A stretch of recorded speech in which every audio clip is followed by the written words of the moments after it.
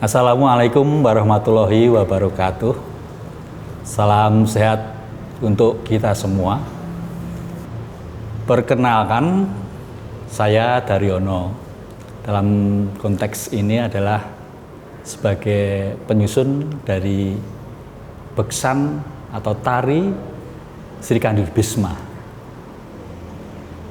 Tari Sri Kandi Bisma ini berlatar belakang cerita ketika Prabu Citragodo di Kerajaan Magodo mengadakan sayembara mentang langkap. Mentang langkap itu mentang gendewa ya, gendewa. Yang konon itu gendewanya sangat sakti. Nah, berpuluh-puluh mungkin beratus-ratus pendatang yang ingin memenangkan sayembara mentang langkap yang diadakan di Magodo itu tidak atau sering gagal atau tidak berhasil. Nah, yang terakhir datanglah seorang yang sakti yang bernama Bisma atau Urubisma. Bisma ya. Nah, di dalam sayembara itu siapa yang menang akan mendapatkan Dewi Amba atau Ambo. Itu sebenarnya merupakan kakak dari Prabu Citragodo yang berkerajaan di Magodo. Dan ya,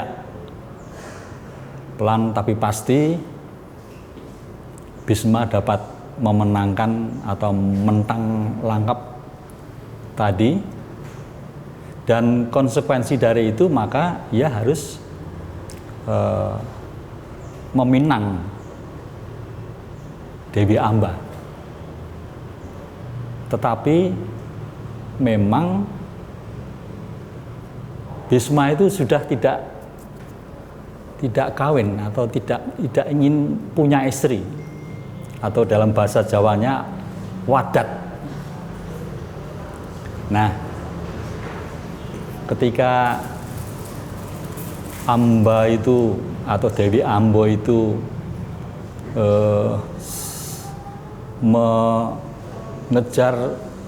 selalu mendekat kepada Bisma sebagai pemenang, ini menjadikan Bisma tidak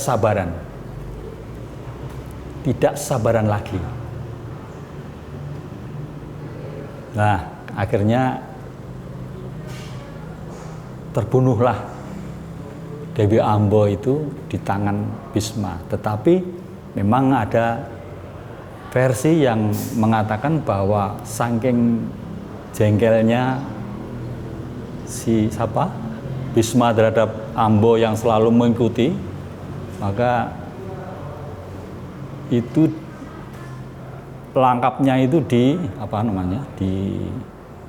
agak-agaki ya, bahasa Indonesianya itu merucut atau tidak sengaja lepas mengenai tubuh Dewi Ambo dan meninggal. Versi yang kedua adalah Dewi Ambo melarikan dirinya menuju ke anak panah yang dipentang atau yang dilangkap oleh Bisma sehingga mati karena bunuh diri. Nah, dengan demikian hebohlah peristiwa itu. Menjelang pemakaman Dewi Ambo yang diratapi oleh Bisma juga, sebenarnya ada sebuah suara yang kira-kira mengingatkan nanti kamu Bisma akan kujemput saat perang Baratayuda jika senopatinya seorang putri. Jadi memang ini itu menjadi inspirasi saya untuk menyusun itu.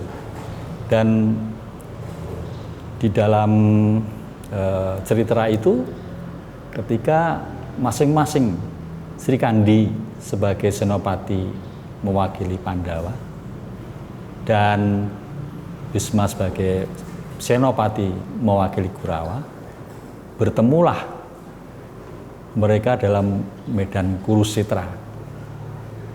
Dan saat ketemu dengan Sri Kandi, yang sebenarnya adalah cucunya sendiri Sri Kandi itu,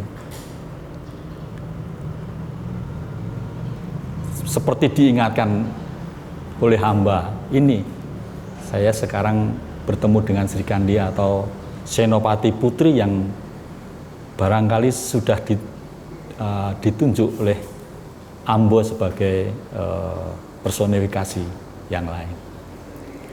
Maka peranglah ketemunya dua senopati itu. Dan menurut cerita memang si Bisma ini tidak akan mati oleh senjata apapun kecuali atas kemauan dirinya.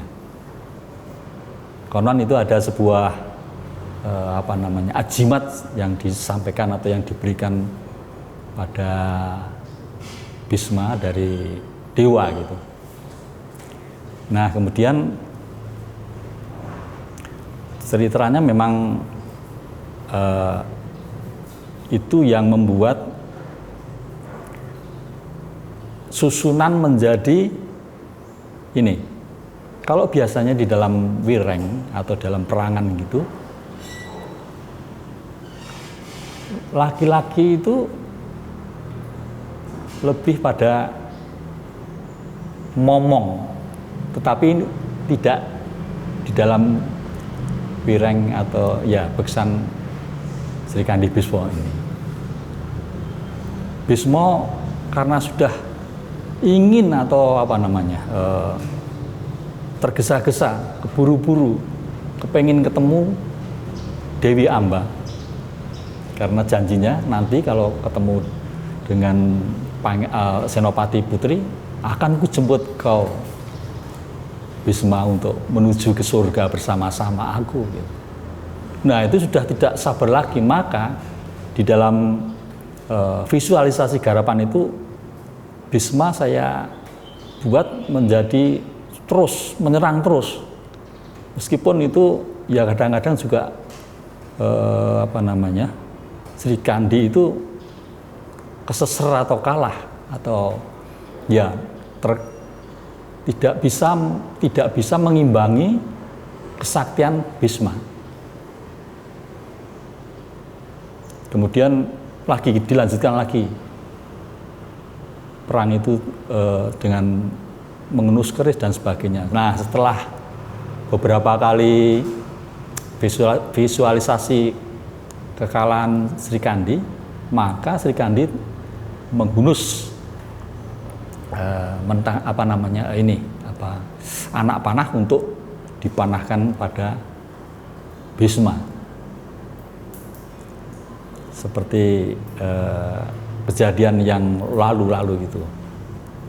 Karena panah itu Ambo meninggal dunia. Nah, ketika Sri Kandi mulai mentang gendewa itu, maka Bisma tidak ada cara lain untuk menghabisi atau memberikan nyawanya kecuali pasrah, dan itu membangkitkan kebahagiaan pada Bisma sendiri untuk segera bertemu dengan Dewi Amba, dan matilah Bisma itu di tangan Sri Kandi lewat jemparing atau panah itu. Nah, latar belakang garapan saya ini, saya menggunakan 85% gaya tari Mangkunegaran.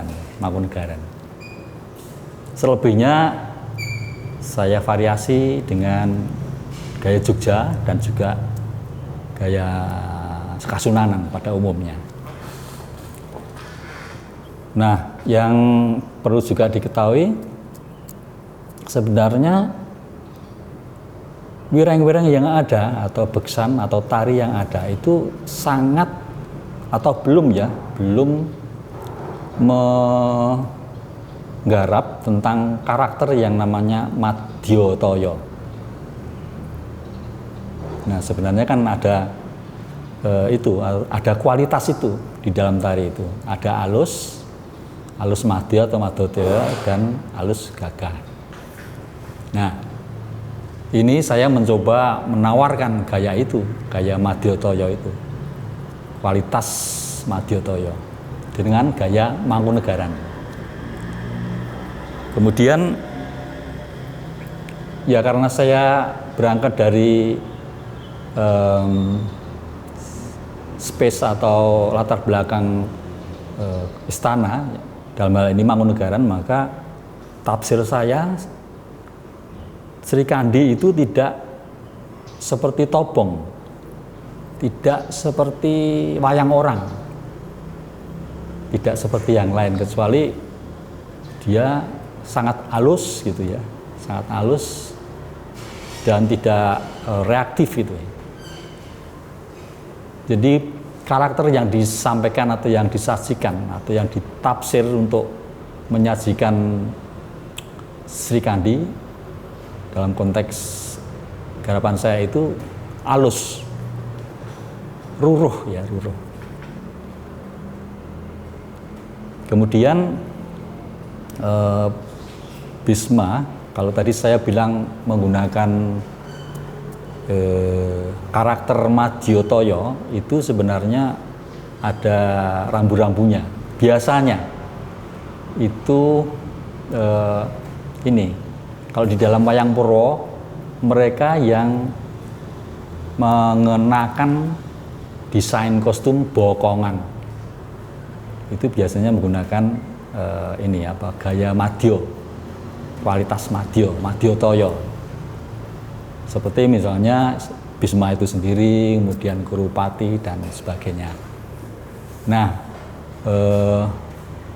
dicirikan di dalam Madya Toya itu sekaran di atas atau desain lengan dan tubuh itu gagahan ya. Sementara tungkainya itu cenderung digarap dengan teknik alusan yang dikreasi dengan jojoran yang pendek atau yang rendah. Nah, kemudian keduanya ini tadi dibalut dengan gaya Mangkunegaranan yang sangat kuat, karena tadi saya bilang 85% gaya Mangkunegaran itu saya susun di dalam, khususnya dalam sekaran-sekaran, tetapi 20% yang lain itu berupa kreasi atau kreativitas yang menunjang atas kepentingan dinamika pada perangan. Jadi perangan itu ada dua, perangan keris dan ada perangan dengan tangan kosong melawan jemparing atau panah. Saya kira itu dulu. Wassalamualaikum warahmatullahi wabarakatuh.